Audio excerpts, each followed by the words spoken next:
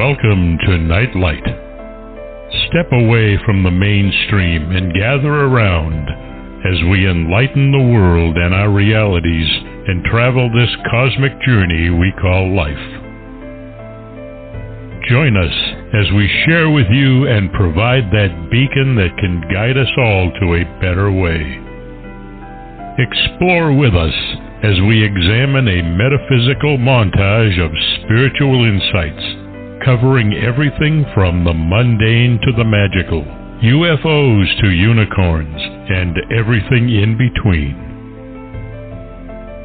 This is a time of awakening, of sharing and evolving, of spreading our wings and soaring on the cosmic breath of creation.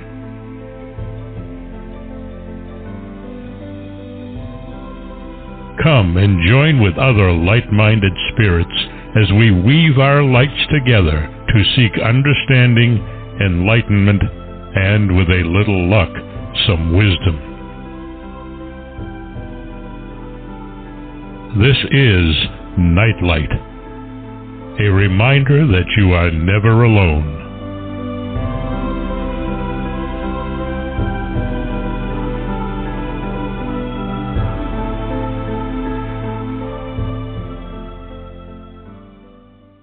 Welcome, everybody, to Nightlight. So glad you could join me. We have a fascinating show tonight. We're going to be looking into an amazing book called the Afterlife Book, Heaven, Hell, and Life After Death. It's a profound and fascinating exploration of death and the afterlife.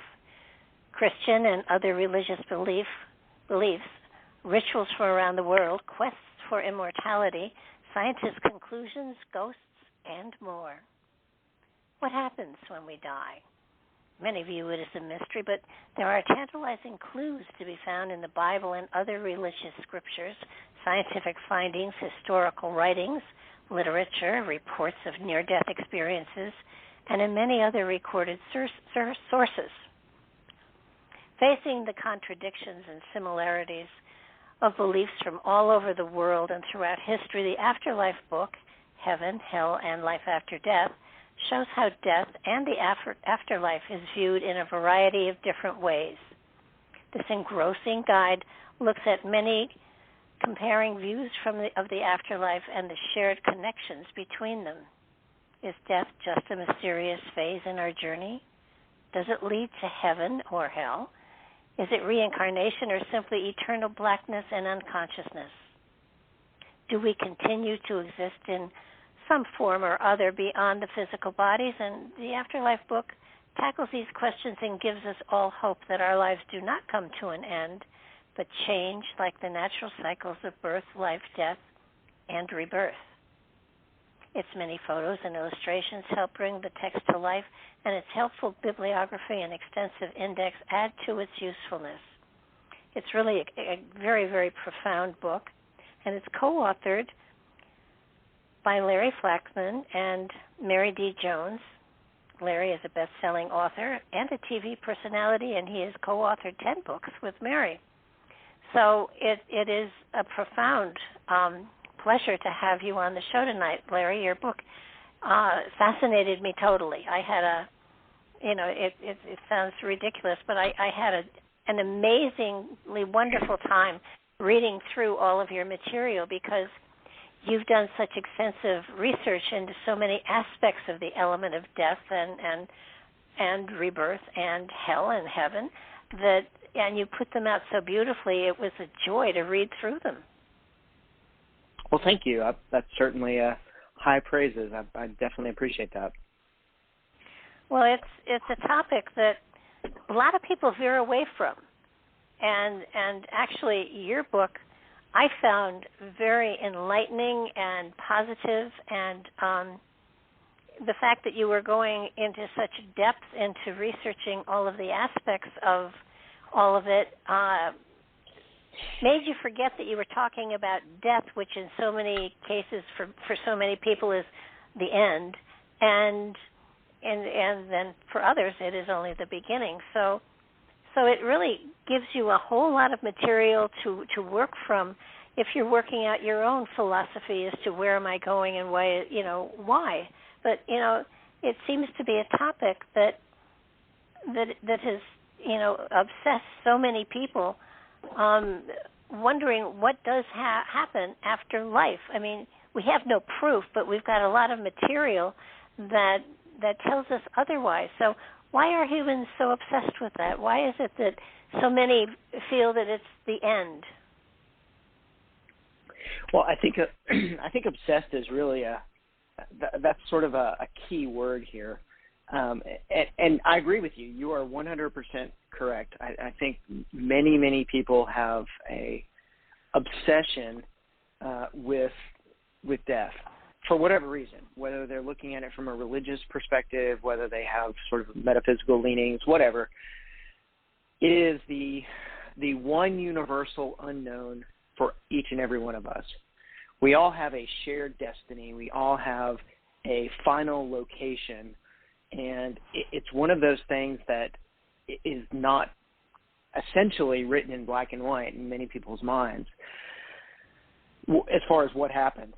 So, I think obsession is definitely a good way to put it, but it is a universal truth, and it's something that we all have to face at some point.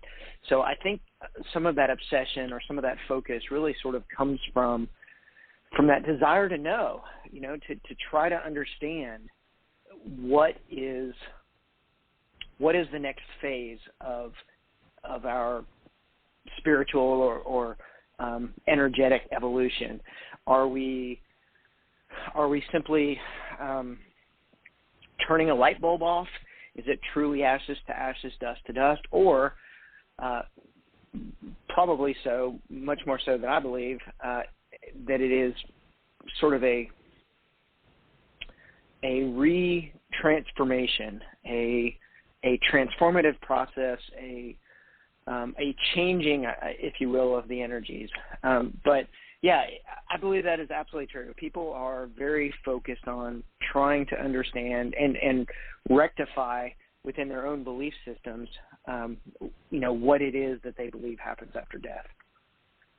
I think, too, a lot of it has to do with the fact that we are a part of nature, and nature does have that cycle of birth, growth, then aging, then death, then rebirth, because everything in nature does have that cycle, and because we're part of nature, we have that cycle as well, and yet people seem to be just perseverating on the fact that our body is done, but there's another part and aspect of us, which would be the spirit, the soul, that is immortal, and that is what is reborn, and they keep forgetting that, and I think our human bodies have an expiration date on them, just like everything else does that's alive, but that's just the body, that's just the vehicle, and the essence of self goes on, and major religions don't necessarily cover that aspect of it. I know in the Bible it says, you're born and you live so many years and you work very hard and you die. And that's what is most usually quoted. But if you look at, and I can't give you the chapter and verse, but the rest of that verse is, and then you fly away, inferring that your spirit flies away and goes on to yet another cycle somewhere else or somehow else. So how did we get into this? How did we get locked into this perception of, birth and death? Where does that come from? Where are we taught that death is the end? I think a large portion of that comes from religious underpinnings. The whole, again, that concept of ashes to ashes, dust to dust, I think it's hammered in people from a very young age to live your life, be as good of a person as you can, and then when you die, depending on your belief system, you will potentially wait for the resurrection or whatever. I don't know. My personal perspective, I'm a scientist, so I tend to look at things from a from a scientific perspective, under the lens or the microscope of science, there really is no place for that for religion, in my mind, when trying to understand the science of death or trying to understand the logistics of death. I don't know, though. I don't know why that's something that's such a hang-up for most religions, why they focus on that rather than talk about some of the more accepted tenets, especially of science, talking about conservation of energy, talking about how there's many rabbit holes we could go down here, but yeah, I don't know. That's a really good point. I don't know why people are so focused on just the physical now, and then when you die, that's it. Well, I think I'm going to blame religion as well, because if you go way back in history, 2,000, 3,000, 4,000 years, there isn't the use of religion. Please excuse me if I offend anybody out there, because in many cases religion is used as a threat to control people. So, sure. So understanding, if you go way back, there are many tribes that, for instance, the Milky Way was their pathway to the afterlife, whatever it was. If you go back, you look at the Egyptians. They don't take death as an ending. It was just, you float into the other side and you become a god. Right. In so many of the ancient texts and philosophies, it wasn't an end, and until probably 2,000 years ago or so, religions or more, because I think the Jewish religion was a bit further back, but they started talking about needing to have guidelines to live by, and if you followed the guidelines, you would be accepted into heaven, or you would be sent into hell. And right. I think that it's very sad that with a culture like we are today, there isn't a greater understanding of the fact that there are parts of the human body, while they will all waste down to dust for sure, but there are aspects of the human body that do go on, and they even have some. I'm not sure how. I don't think that the findings of that one doctor, where I forget how many ounces or whatever the human spirit was, but he was weighing people as they died, and he found that there was a certain amount of ounces right. that were suddenly lost. I don't think that actually the spirit has a weight, but there is another part of us that there's so many accounts of seeing a light rise up or energy rise up, or that there's something else there, and it goes where it goes we don't know. We won't know till we get there, and then we can't send a letter back and saying, hey, this is what really happens. But there are people that have experienced death and have come back and talked about it. So, those who have experienced a near death or an actual death and then coming back, and some of them scientists do speak of the other side of what they saw. And does it have to do with science not being able to physically prove it, or is it where does this dilemma come in where people just can't accept something because do you have to prove it on paper and stuff like that in order to accept its existence, I guess, is my question. Yeah, I don't know the answer to that. I don't know.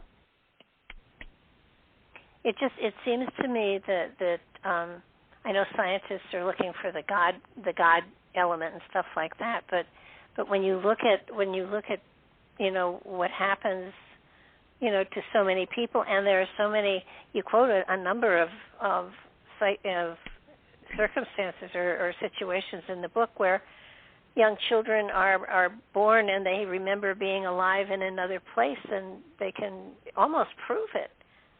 So I think I just wish that there was some way to really put information out there, and your book does a great job of it, showing how different cultures respect the element of death in different ways, and it's just the burying and everything is pretty current, I guess.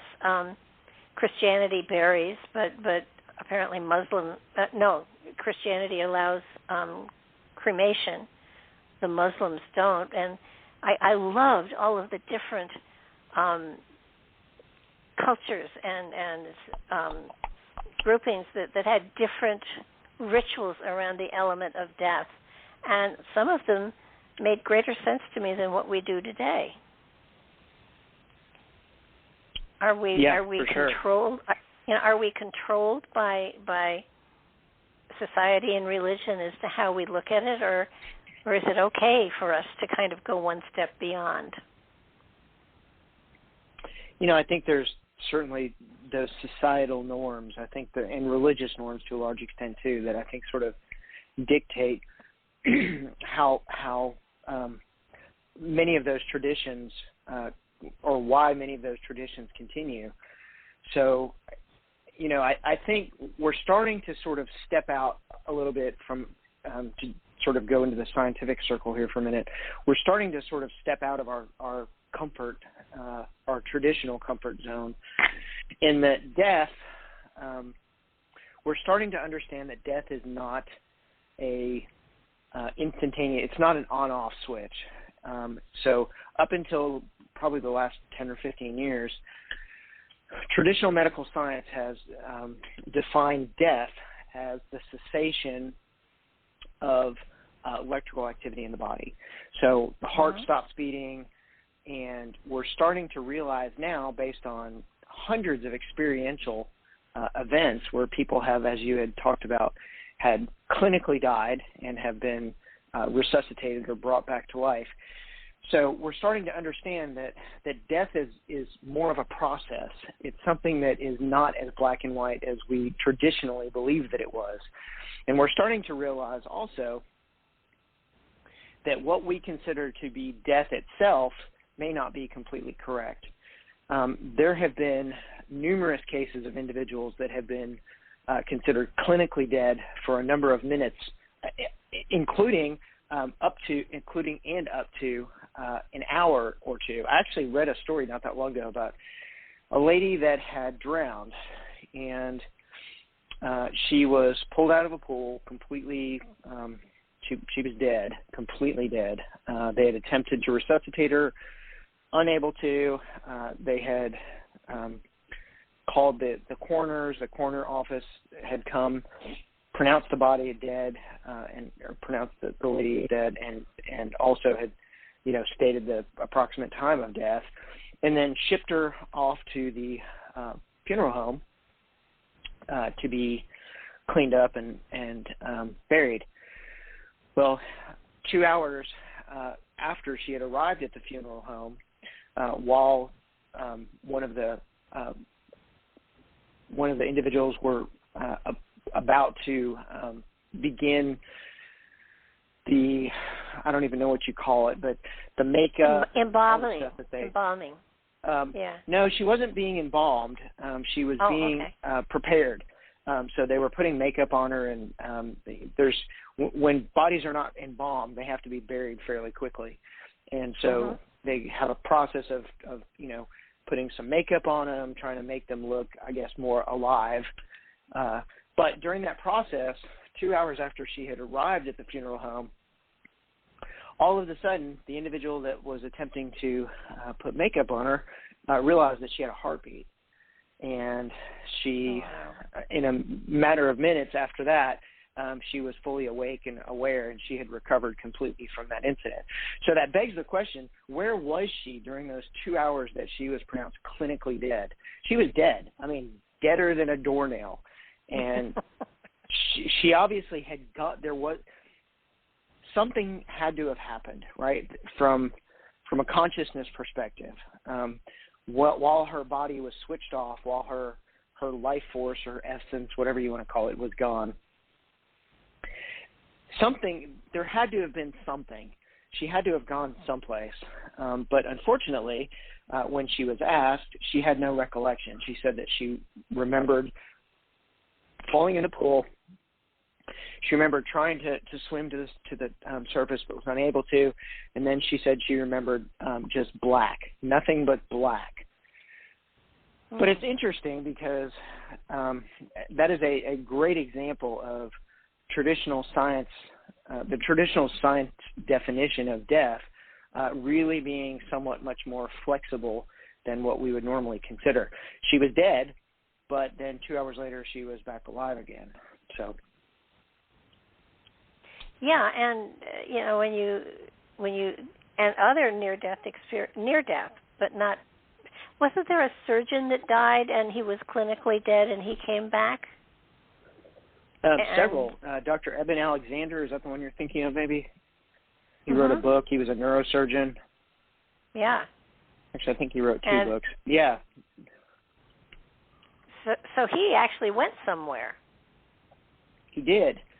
So Eben Alexander's story is a little bit unique in that he brings a significant amount of, I would say, scientific credibility to the concept of a, I guess you could call that a near-death experience, but technically he died. So as I remember, Dr. Alexander had sepsis. He had some type of an infection that spread to his brain. And as part of that, he was having surgery to try to remove whatever that septic piece was, or the organ that had gone septic. He ended up dying clinically on the operating table, and he was clinically dead for a number of minutes. He was resuscitated, brought back to life, and had full recollection of the experience. He remembered essentially a very, very hyper-real world that he was flying around on the wing of a butterfly. And in his story, he talked about how he remembered seeing colors that don't exist in reality today. And he saw people, or what he termed to be, what he thought were people. They were energies that he recognized as being people that had passed, that he had been close to, including his sister, who apparently had died at a very young age. He was able to recognize her in this heavenly type construct that he was. But different people have had lots of different experiences, near-death recollections. There are definitely some commonalities. Many of the folks that have had a near-death experience have recollection of either walking or being pulled down a tunnel. And this tunnel has been described a number of ways as actually like you would imagine a bridge, underneath a bridge, like a tunnel. But then others have described it as sort of this round black hole with a bunch of like spinning, flashing lights in it. But the commonality is at the end of this tunnel, as they're drawn or pulled or walk to the end of the tunnel, they are greeted by a very bright light. And within that light, many people have allegedly experienced being reignited or reunited, I should say, with loved ones that had passed previously. So that's a very universal experience of people that have had a near-death experience. Many people talk about that tunnel with the light at the end, and some people talk about seeing God or a God-like figure at the end, but more people than not that have had that experience actually talk about meeting loved ones at the end. I did, a number of years ago, I did a whole series of shows on people who had had near-death experiences, and my favorite interview, one that touched me deeply, was a young girl who had tried to commit suicide, and doing the interview was the first time she had talked about it with anybody, and she talked about the tunnel. She talked about flying down the tunnel, actually, and she said, "You have to understand it." She got very emphatic, and she said, "You have to understand this. I was not surrounded by love. I wasn't supported by love. I wasn't pulled by love." She said, "When you get to that place, you are love." And it touched me deeply, because it was coming from such a young girl. I think she was 16 or 17 when I interviewed her. And it kind of goes with some in the book. In one place you talk about, at the moment of death, people's eyes usually begin to glow and they get a smile on their face.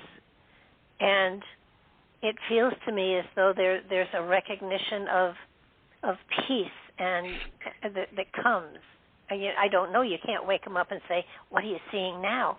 But to me, it feels as though it's not a horrible experience. What their spirit is going through in their physical body is reacting to. It really feels like they are going somewhere. They are being drawn forward in some way, shape, or form, and certainly, you have enough examples of the near-death experience and things like that there has to be something to it. It can't be just make-believe. There is something to it, and so basically in many ways, this leads into the fact that at death we don't take our physical body with us, but our spirit goes forward. And in the beginning of the book, you're very graphic about what happens to the physical body. It goes back to dust. It goes back to the physical nature of life, I guess.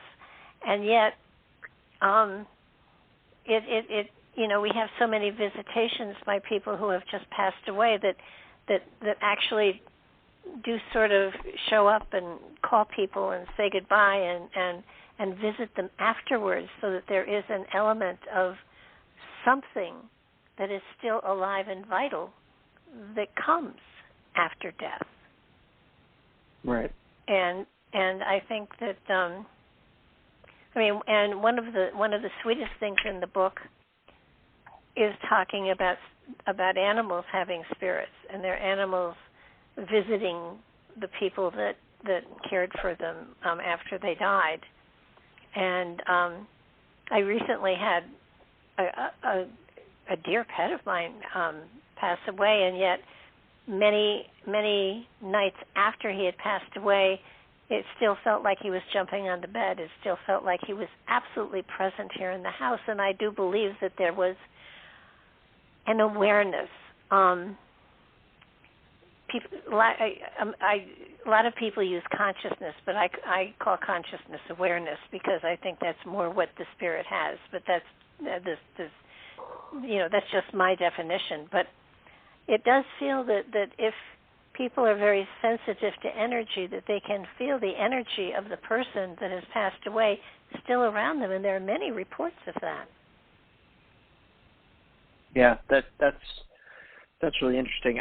I've never had a spirit of a pet come back to me. I would love to, but many people do report that. Interestingly enough, though, to sort of diverge a little bit on a kind of separate but related track,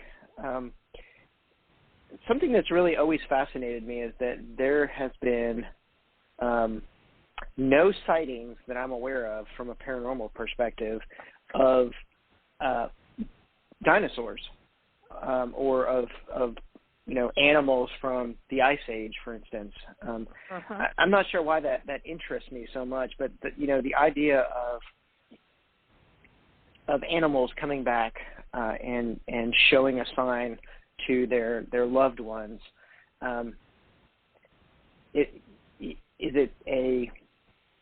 it's obviously some sort of an energetic connection, right? But why is it that we're not having those experiences with things that we don't have a direct correlation with, like dinosaurs? Well, I think that there is probably, it's a good point. But what what I have experienced and seen. Now I saw a deer hit and killed crossing a road. Knew it was dead when it hit the other side, and yet I saw a shadow rise up and go on grazing. So I'm wondering if animals, to a certain extent, have to have a connection with the human experience in order to draw that connection to them. But you make a very good point. There's certainly, dinosaurs were alive. They had a fragment of the divine in them. So when they died, it would seem to me, but who would have seen them? I mean, you don't know it exists unless somebody sees it, and there weren't a lot of people around. You're talking about Tyrannosaurus Rex and stuff like that, right? Right. Well, there were probably very few people around that first of all, could have seen them, and no way of making a record of them. So they might have even come back, but there was just nobody to make a record of it. Yeah, that's a good point. It's sort of like there may have been flying saucers back then too, but again, nobody to make a record of it. Well, no, wait, there are records in caves and stuff like that, but I believe everything that is living has a spirit, and you go from the humans to the trees and the devas and the garden and stuff like that, and the spirits have different energetics as well. There is a frequency that we all emit, and once it is released from the body, the spirit, that energy wave, that frequency, continues on, even though it doesn't have a physical body to carry it around in. So that's a very good point, though. And I don't know how I would even research it to see if that existed, but that's a very good point. And interesting. You look at people who have passed away and have come and said goodbye to their family members and things like that. I do believe that energy, that frequency that is in the human body, that spirit, is immortal, is eternal. It will go on whether it's in a human body or a different body someplace else. But to me, that is the part of us that is immortal. But in one place, you were talking about how so much of our physical stuff can be, into AI and stuff, that at some point in time we may actually be immortal.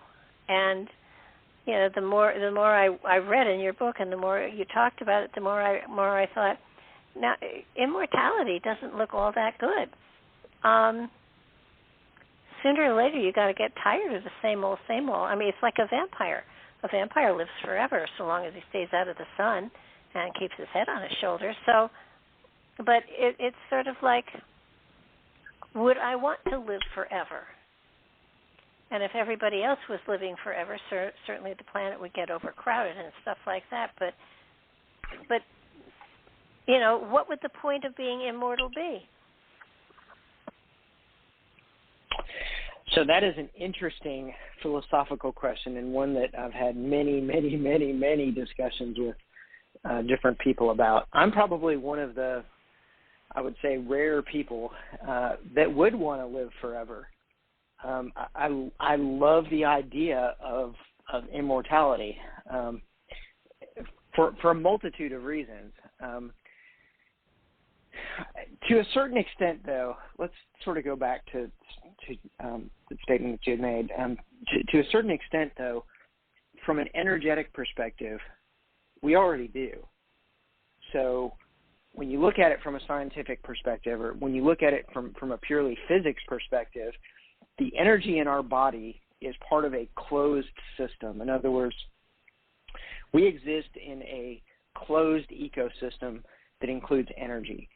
And what we know about the laws of thermodynamics, specifically the first, second, and third law, conservation of mass, and talk about how there's a fixed and finite set of energy that exists in the universe. You can't create energy.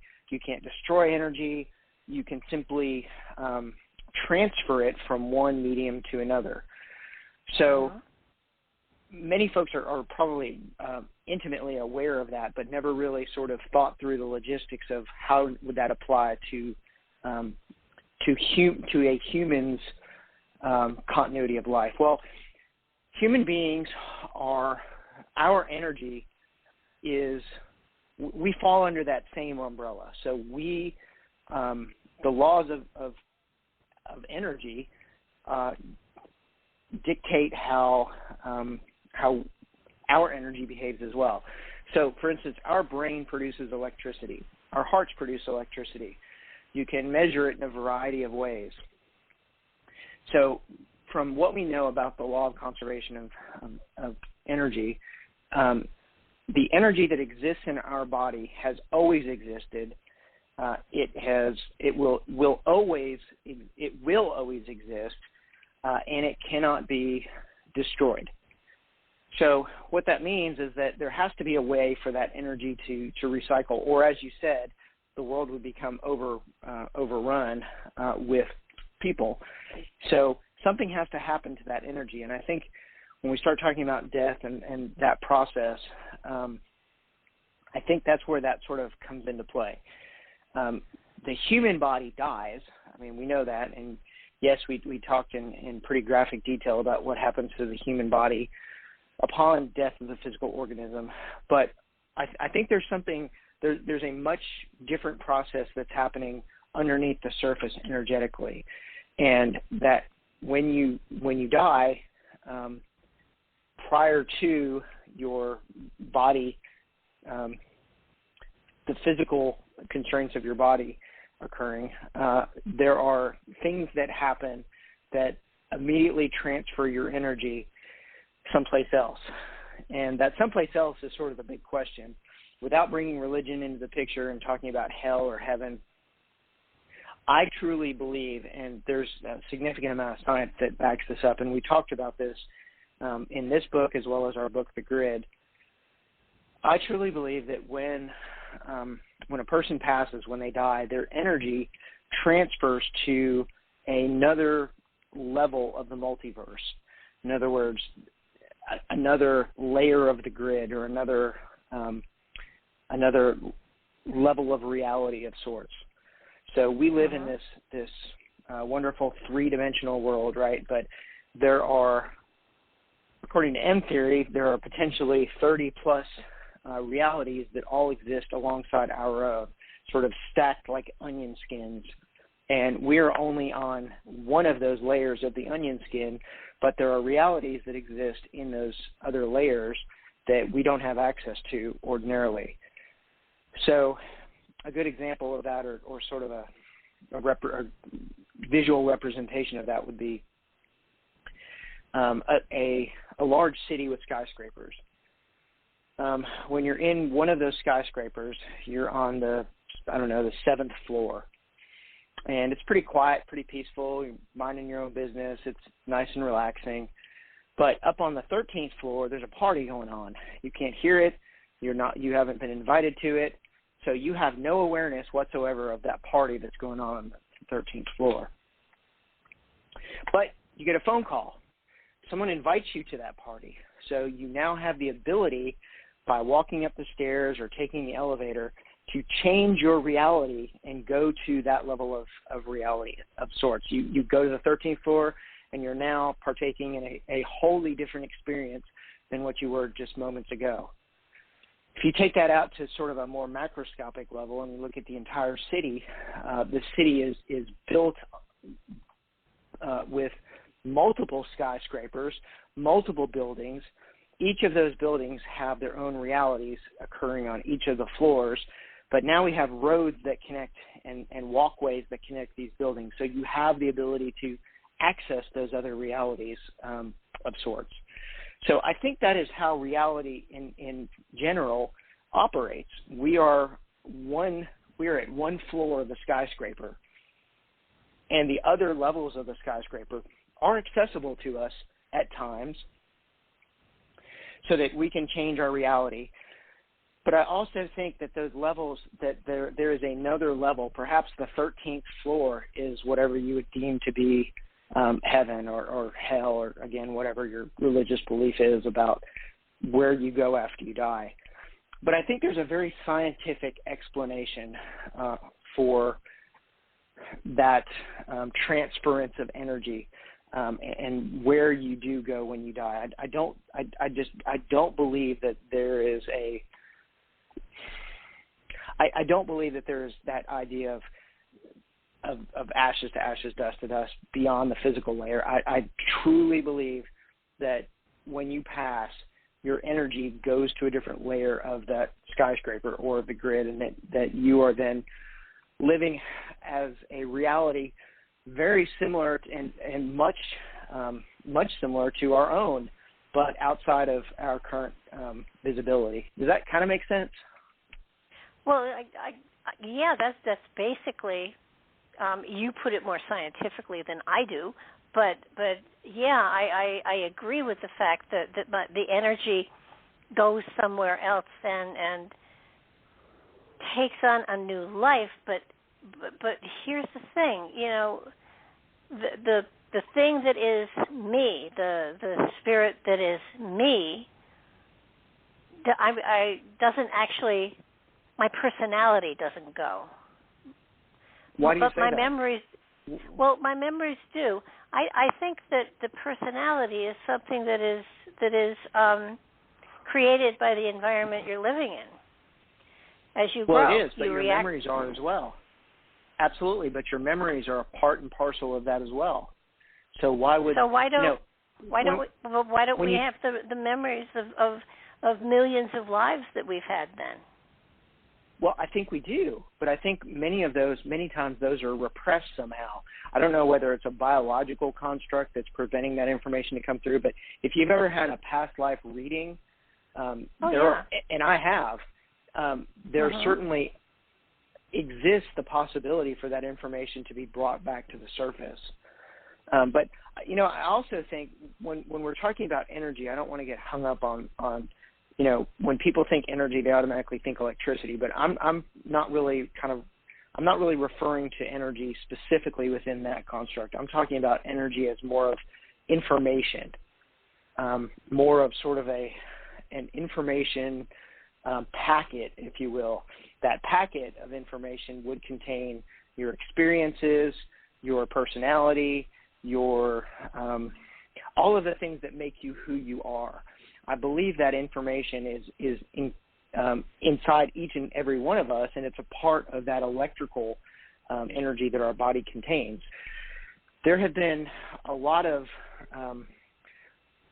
there's been a lot of research into consciousness and what consciousness actually is, and believe it or not, consciousness is a really unknown.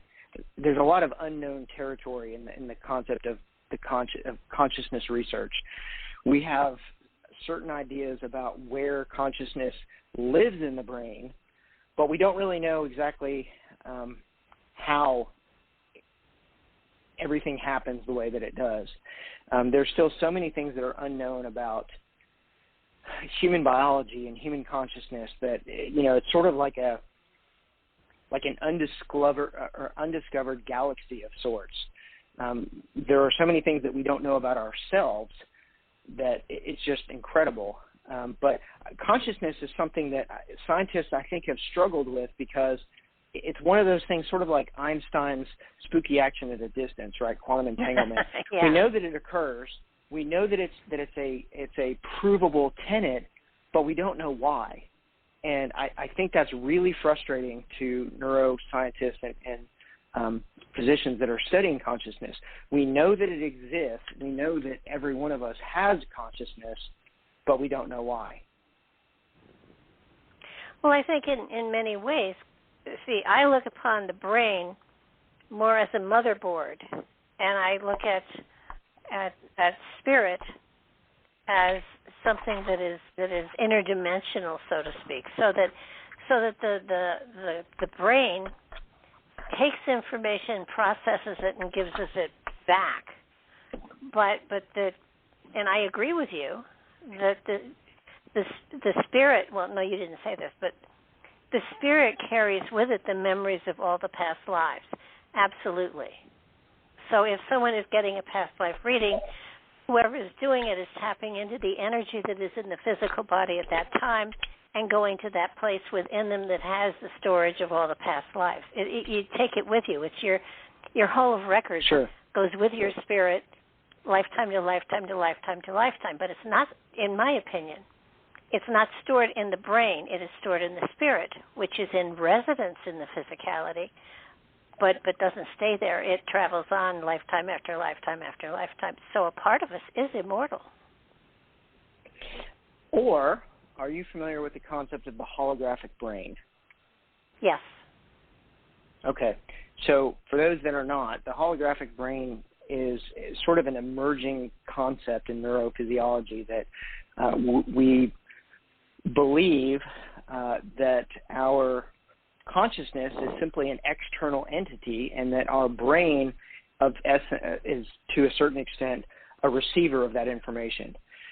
So, whether you call it the Akashic record, access to that, or whatever, perhaps, and this is completely hypothetical here, but perhaps all of our memories and energies and our consciousness is stored in this large external library that we do access, sort of like the internet, using some autonomic nervous system component that we don't understand. So that sort of then talks about the possibility of an unlimited amount of lives, experiences, memories, sort of an unlimited bandwidth, or a hard drive that could never fill up of sorts.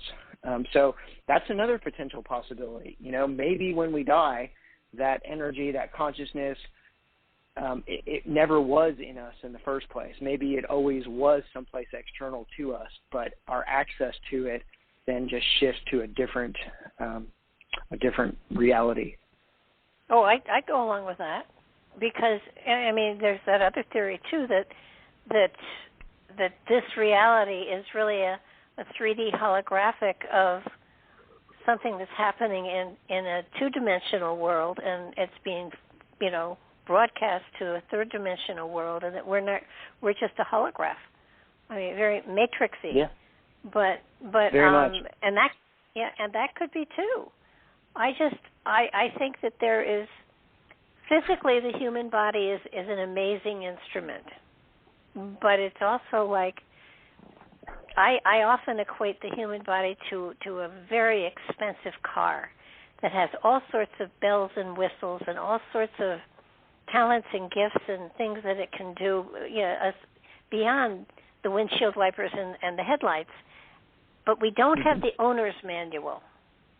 And if we had the owner's manual, we would be able to do so many amazingly magical things that have been written about in the past, like teleportation, like doing away with being able to rise up in the air, being able to float, being able to send thunderbolts. I think that the human body has all of these potentials in them, and it's up to the driver to investigate where these are, find them, and start utilizing them. I think it was the Buddha who was able to go from one side of a river to the other to teleport himself. Jesus walked on water. I can walk on water. It just has to be frozen. So, there are skills and there are things that are scientifically provable that the human body is capable of. And yet we don't bother. We just drive around to the grocery store and come back again. We don't take it out on the road and really let it shine. The one thing that I have found in And I have interviewed hundreds and hundreds, probably thousands of people in the last 15 years, and every one of them that really has a profound talent and gift, all of them have said the same thing, that meditation was the key to getting where you want to go. And it sounds so simple, but that seems to be what unlocks the door for so many people, to be able to send their thoughts, read minds, see spirits, do past life readings, to do remote viewing. I mean, the potential is, every human body is the same. Mm-hmm. And it's a matter of, is the one writing inside going to maybe not look for and find the owner's manual, because that would be cheating, but to find all of these different talents and gifts inside of them and use them to explore their reality to a far deeper way than we are doing right now. So, yeah, I agree with what you say. We both put it in a different language, but I mean, in one place you say that spirituality and science really say the same thing, but they just use different language. Right. But it is exciting, and especially to get back to the book and understanding where we go when we die. And I've often said to people that you create your reality by your perception of it, and I would think that that's the same thing about death. That what you expect to see is what you create in your mind or whatever is there right before you let go of that and move on to the next level, whatever that is. I totally would agree with that. That also might sort of explain why some people that have had near-death experiences, like the lady that was clinically dead and then came back and had no recollection other than just blackness, maybe that explains why some people don't have an experience or don't see or feel or hear anything after they are gone. But I want to get back to one thing you said. I believe that the spirit, the essence of you,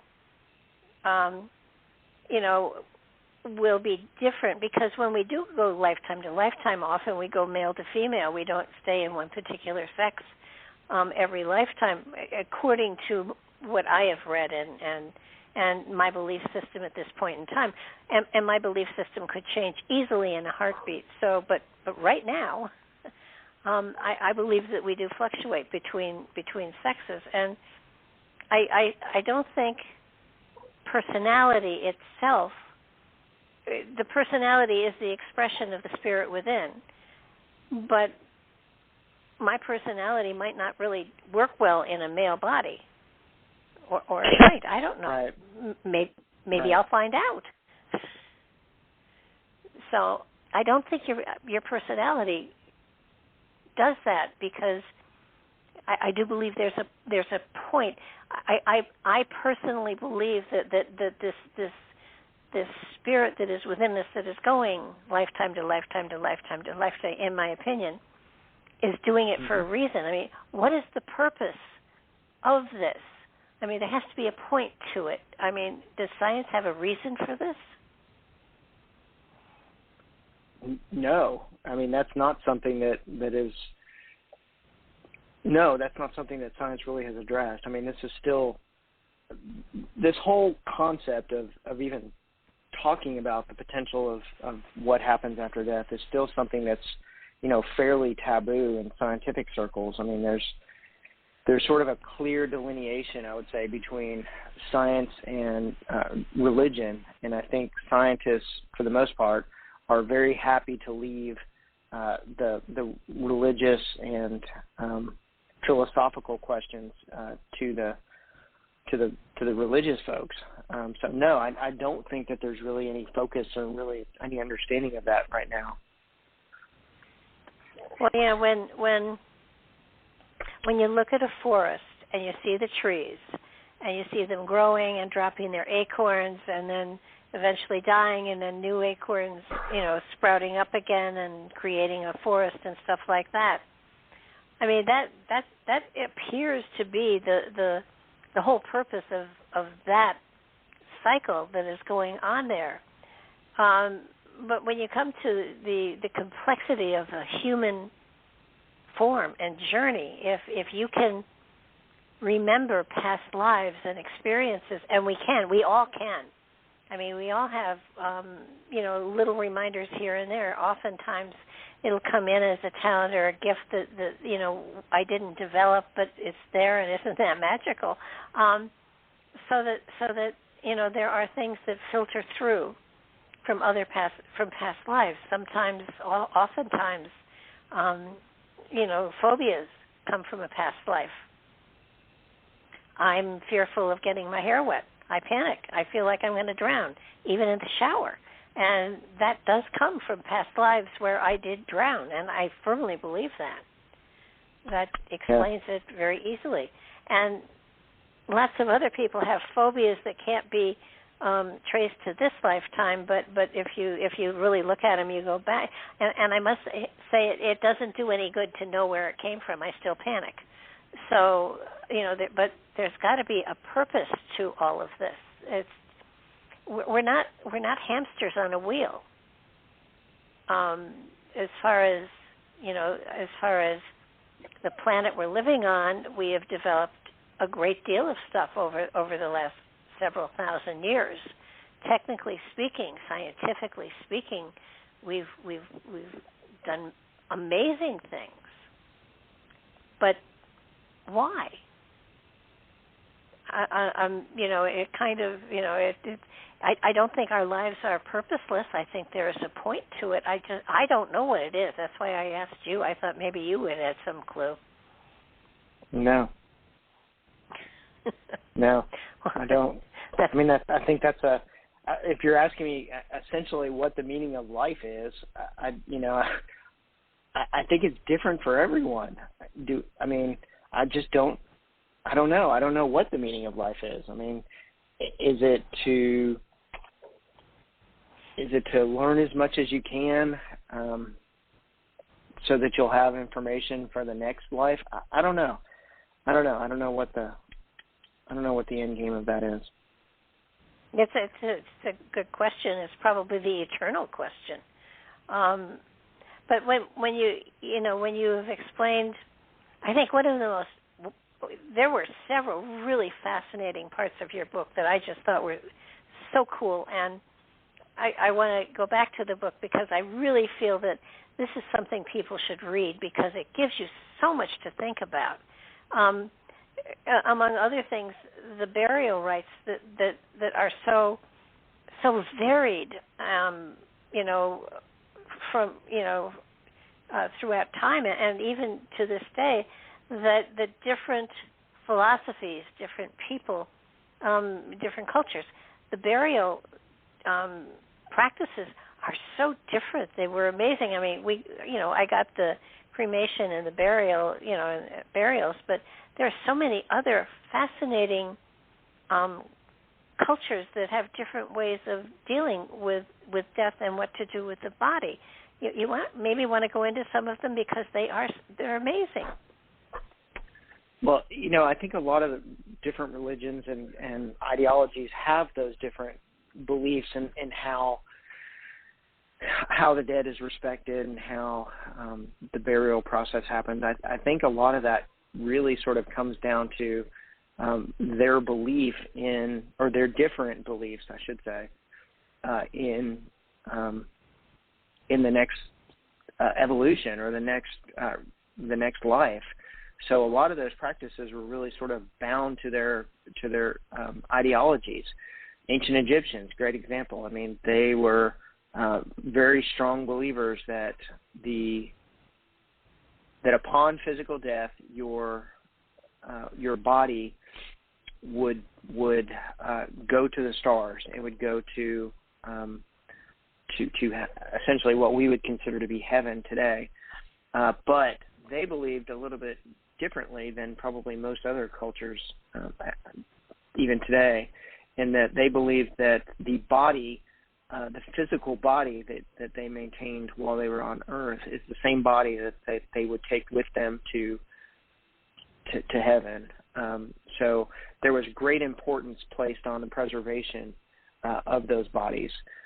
They would remove, and I don't want to get too graphic here, but they would remove the primary organs. They would put them in what are called canopic jars. They would embalm them using a variety of different fairly state-of-the-art chemicals, especially for back then. And they would perform preservative measures on the physical body to ensure that the body would not rot, that the body would remain in a physically good state, so that when the time came and they were able to transcend to the afterlife, that their bodies, they could re-inhabit their bodies. They believed so strongly in the preservation of those bodies that they would put little figurines in the tombs with them. These little figurines were called ushabtis, and they were designed essentially to protect the bodies, spiritually and physically protect the bodies until they were able to reincarnate. So really interesting, especially when you compare like ancient Egyptian ideology to modern day, where we place a heavy emphasis on the spirit of the individual transcending to heaven or whatever, and that the physical body plays no part in that. So kind of a completely different ideology, different set of beliefs as far as how some of the funerary practices were sort of evolved over time. It's really interesting to me though to look at sort of the progression of how we've viewed the idea of the value of the human body.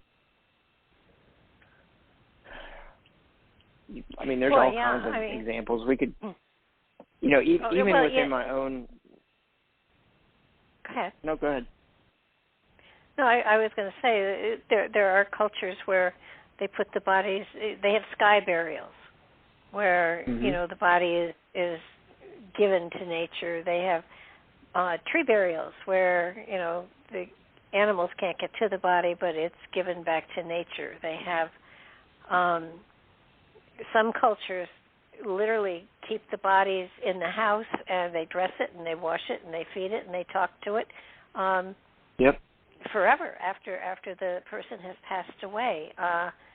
And then there are some of the cultures that I forget exactly where it is, but they lay them out in caves that animals can't get to, nor anybody else. And then you even have some of the cultures from South America going way back.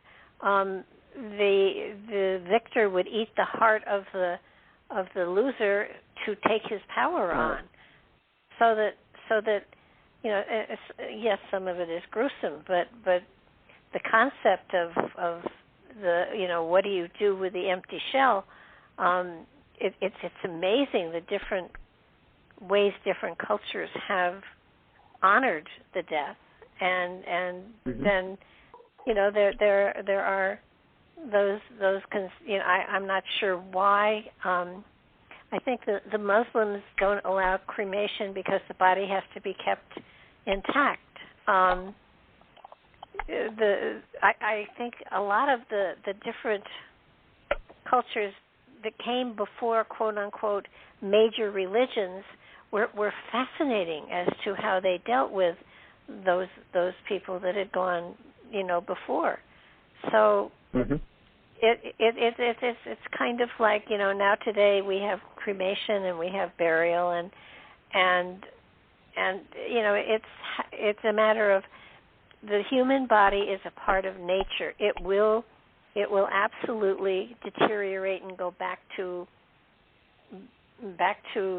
ashes or soil or whatever, and yet people there's cemeteries all over the place. I have a cemetery in my backyard that goes to the 1700s,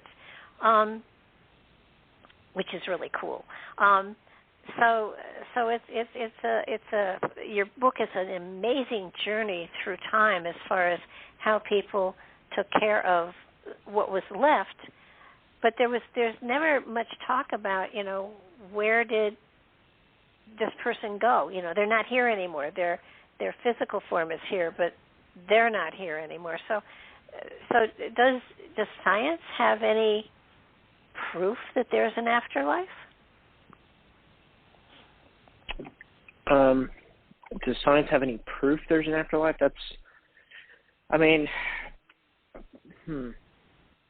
Science is all of the physicality, and right. So it's got to be hard to answer that question probably, but yeah, is science it's looking very for? hard. Yeah, absolutely. Science is looking at that, and I would say you caught me off guard a little bit on that one, only because there are many pieces of that puzzle, right? So when you look at the concept of death itself, as I mentioned, we're starting to change our perception of what death even is. So to really understand what happens next, I feel like we need to understand what actually happens before that, right? So the process of death, we need to fully understand that before I think we can understand what happens next. And there are certainly many unknowns still within that realm. Again, like I said, death is no longer considered to be an on-off switch. We recognize now that it's a process. So, as part of that, I think science is starting to sort of loosen the grip a little bit on not only the beliefs or the traditionally held beliefs around death, but also potentially what happens after death. As far as proof, that's a really subjective question. Yeah. Because there are a lot of people, again, without having a solid definition, there are a lot of folks that are looking into different aspects of death and the dying process. There's a lot to that. We could sort of unpack that, but yeah, there's a lot to that. Well, I think that when you go into the one element that comes in here are ghosts, and if you go into the fact that our spirit is energy, that would sort of explain. And I'm not talking about hauntings. I'm talking about people visiting right after they die and stuff like that, because hauntings are not something that I really buy into totally myself. So, but seeing a spirit or a memory of is the spirit that we see when we see a spirit, is that our memory projecting holographically something we want to see, or is that an energy that is projecting itself there to give us comfort of some sort? I think it's probably a little bit of both. Okay. It's sort of like maybe we should be explaining some of these manifestations in a more simple, easy to understand and embrace way, so that people aren't frightened or shocked or upset by them, so that they become more comfortable with what is happening and more open to it. Because I know just with UFOs, currently wrote a book called Before Roswell. Before Roswell happened, seeing UFOs was a very common thing. It was not a big deal. People saw them, big deal. Have another beer.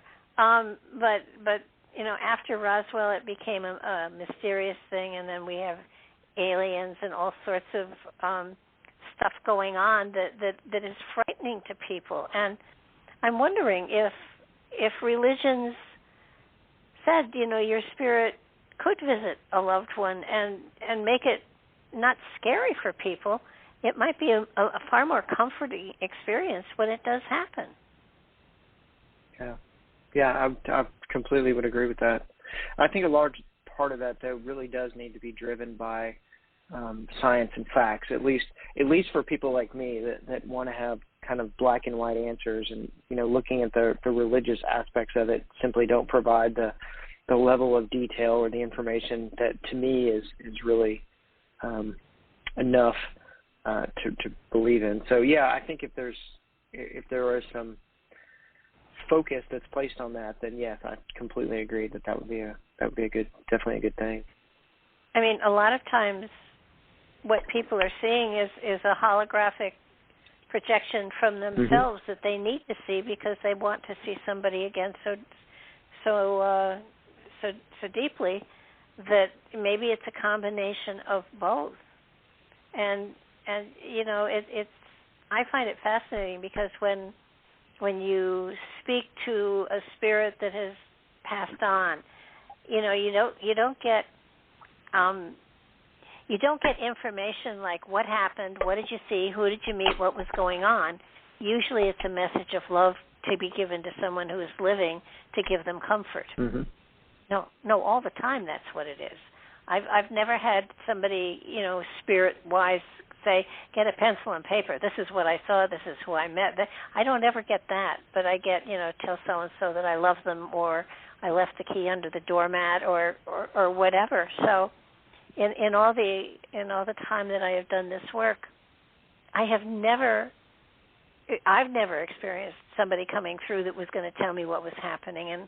And all of the other people I know that do this kind of work, none of them have ever actually said anything like that. I saw a spirit. Now, in channeling, oftentimes, you get different stuff, but as far as mediumship goes, I've never had a spirit say, Uncle Frank visited me and this is what he told me or anything like that. So, again, I think that it could be a projection from either side. That this is what the person needs to hear or see or feel, and that happens. But if you look at Ghostbusters, they use EVPs, and they're able to get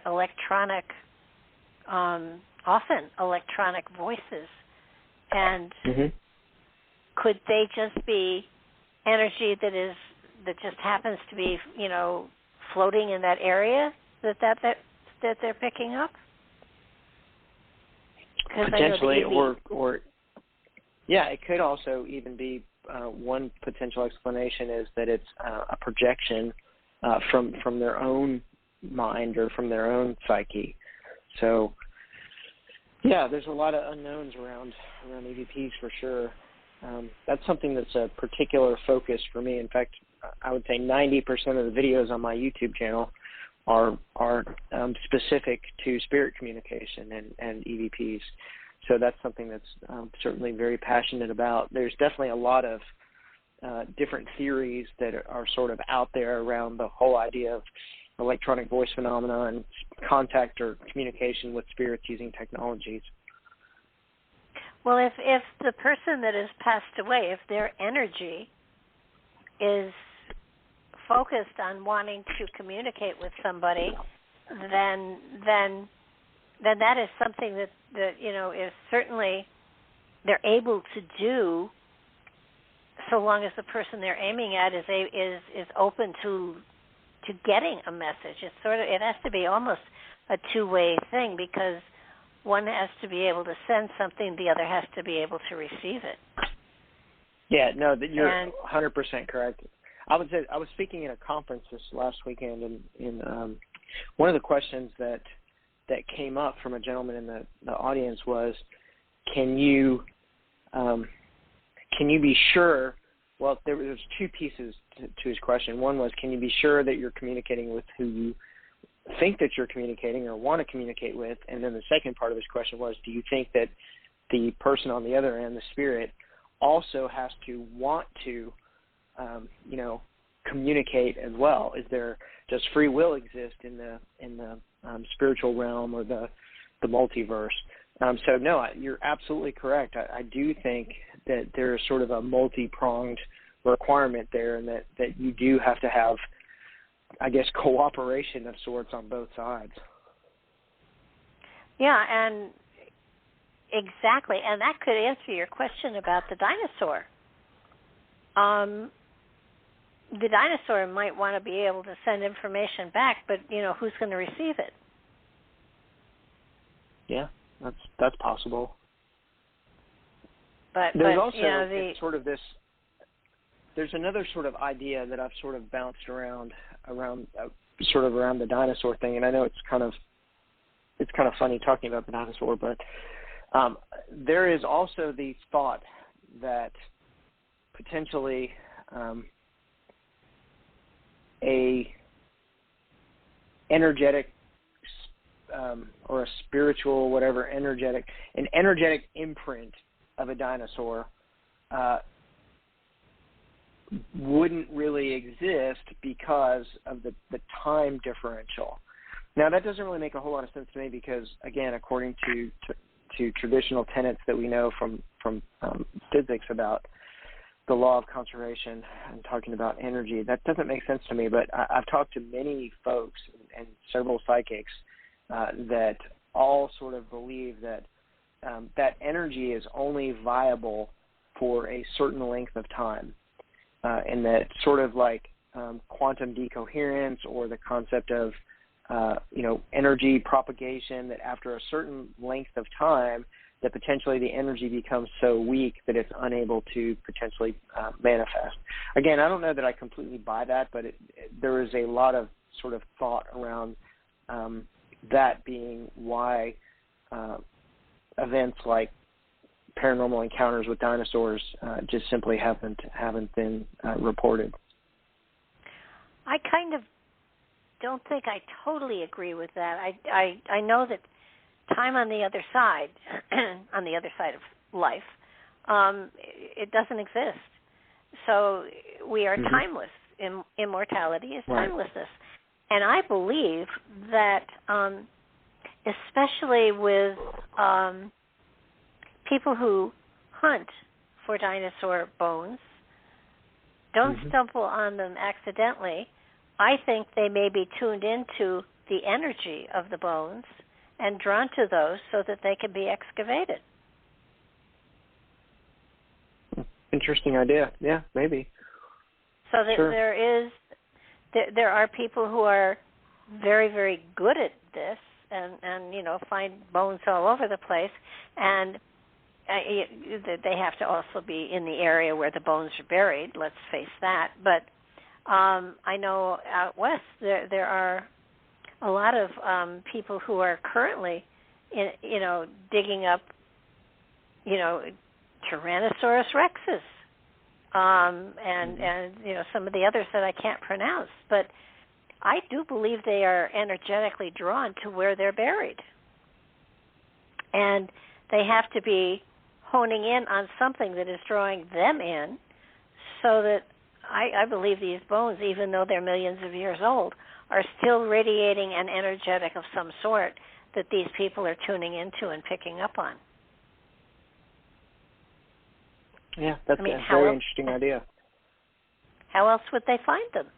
I mean, you can go into the desert and dig all over the place and not find a dinosaur bone, but some of these people are very, very successful, and there has to be an extra card in the deck or something that they've opened up another frequency that they're able to tune into, and I think maybe that the frequency may have something to do with it.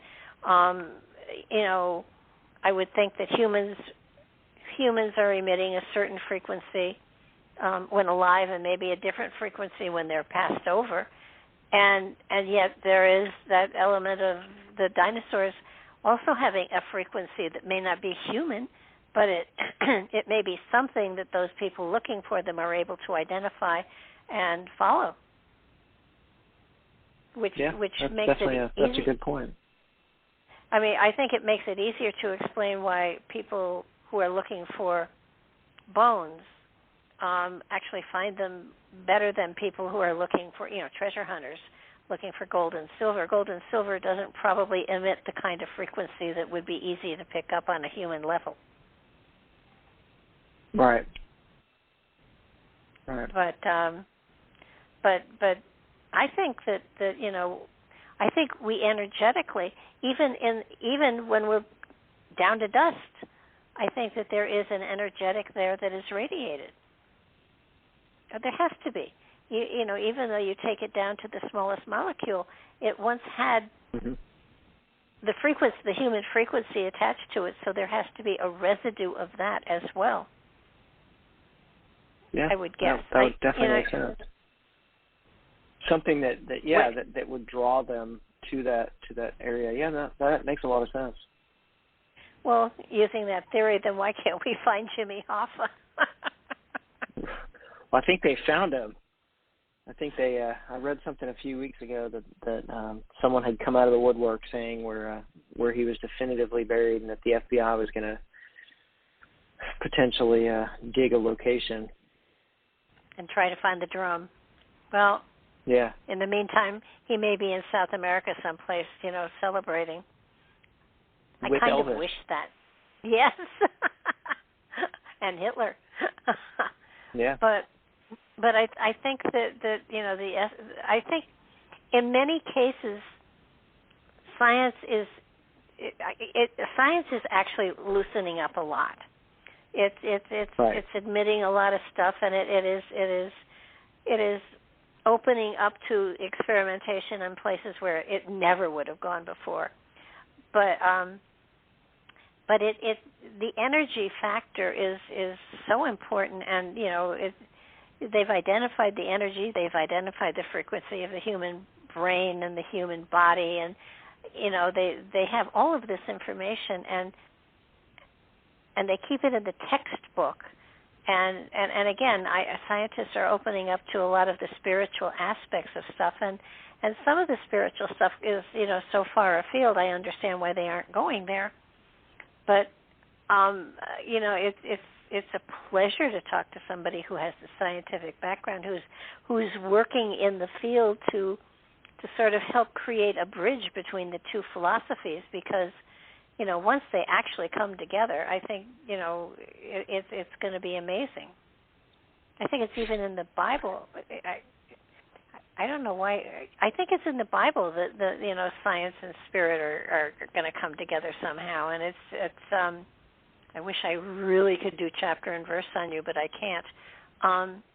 That there are so many aspects of humanism and our spiritual self that can enhance the scientific, and there's a lot with the scientific that can help to enhance and help people to further develop the energetics that they carry within them. And you know, when the two fields stay so separate, there's not any way to really capitalize on the gifts that we've got within the human body. Right. I mean, you know, the human body, you know, replaces itself, you know, I don't know, every 7 years, every cell in the body replaces itself or something like that. No, that's if that's the case, why can't we grow an extra arm? You know, there are animals that can. Octopuses can. You know, if they lose one of their... The human body actually replaces billions of different cells every day. So with a complete, I guess, regenesis every 7 years. So, yeah, that's an interesting idea for sure. But I think we're starting to see, you know, you'd mentioned sort of that genesis of science and belief and spiritual belief. And I think we're starting to see that. I think we're sort of at the crossroads. The next probably 10 or 15 years, I think, will be fairly luminal, in that I think there will be a lot of discoveries that are made around consciousness, around the concept of after death experiences. So I think we're in a good place right now. You know, even probably 10 years ago, talking about something like this, if you had any kind of a science background, being involved or talking in anything, talking about, you know, any type of a fringe topic like the potential for life after death or, you know, ghosts, really would be considered to a large extent professional suicide. But you're starting to see now that, tenured professors, tenured doctors, scientists, people are starting to sort of come out of the woodwork and start talking about some of these things. And there's starting to be much more legitimate scientific emphasis placed on it. Are you familiar with the work of Dr. Sam Parnia? No, I don't think so. So Dr. Parnia is a cardiac surgeon. I can't remember the name of the hospital. I want to say it's in Chicago. He has had a number of patients that have clinically died during heart surgery. They've had cardiac arrest and have clinically died and then have come back to life. They have been resuscitated. So Dr. Parnia, a couple of years ago, came up with the idea, because he kept hearing commonalities in the stories of his patients that had come back from cardiac death, of laying in there on the operating table, watching the procedure unfold, then floating above their bodies, and then looking down and actually seeing everything and hearing everything that was occurring in the operating suite at the time of their death.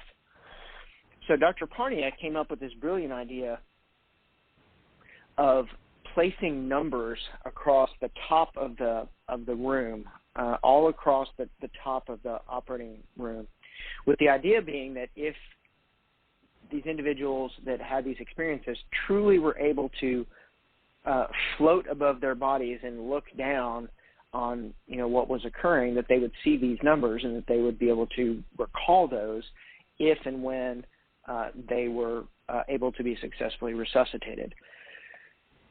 He's had a number of individuals that have clinically died, that have been clinically coded or clinically dead during cardiac procedure, that have reported to him after being resuscitated or after having that near-death experience, seeing those numbers at the top of the room. And I want to say it's like 560 some odd men and women. So it's a large study of folks. And he's even branched it off, and I believe they have a hospital in UK that's also participating in this research. But essentially, he is proving that there is aspects of this near-death experience that are not only real, but that are reproducible and potentially explainable. So if all these folks that are dying are able to recollect and remember seeing these series of numbers, there's got to be something to that. Usually when there's smoke, there's fire. And I think there's enough smoke with Dr. Parnia's study that people are starting to pay more attention, and they're starting to recognize that there's probably much more to this equation than we realize today. And a lot of that information, I think, will eventually lead to non-believers and people that are, maybe on the fence about their belief in an afterlife or the continuity of life. It will lead to them, sort of taking a side and realizing or recognizing that there definitely is more to the equation here.